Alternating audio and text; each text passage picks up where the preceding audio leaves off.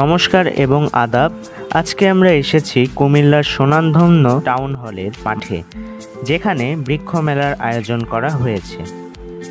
বৃক্ষ মেলাটি আমি দেখতে এসেছি মনের কৌতূহল বশত, কেননা আমি অনেক গাছ সম্পর্কে জানি না। যাই হোক, এখন আমি মেলাটি ঘুরে দেখব এবং আপনাদেরকেও দেখাবো। আশা করি আপনারা আমার ভিডিওটি শেষ পর্যন্ত দেখবেন। আমি স্টলগুলো ঘুরে দেখতেই হঠাৎ করে চোখে পড়ল আলহাজ বীজ ভান্ডার অ্যান্ড কীটনাশকের একটি স্টল। এই স্টলে বিভিন্ন বীজ, কীটনাশক এবং ডায়মন্ড জৈব সারের 5 কেজি ওজনের প্যাকেট দেখতে পাচ্ছি।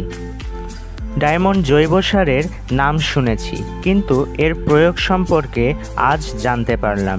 এটি সবজি, ধান, ফল, আলু, চা বাগানে প্রয়োগ করলে ভালো লাভজনক ফসল উৎপাদন করা যায়।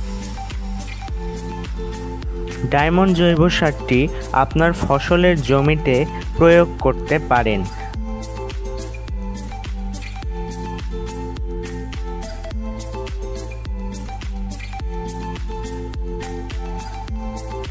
আপনারা দেখতে পাচ্ছেন এখানে একটি বাবুই পাখির বাসা রয়েছে।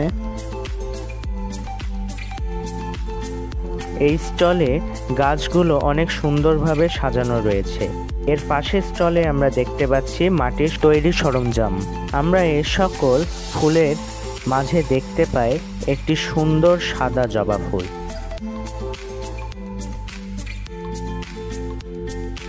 কুমিল্লার সামাজিক বন বিভাগের একটি স্টলে আমি বৃক্ষরোপণের একটি মডেল দেখতে পাই, যা খুবই আকর্ষণীয়।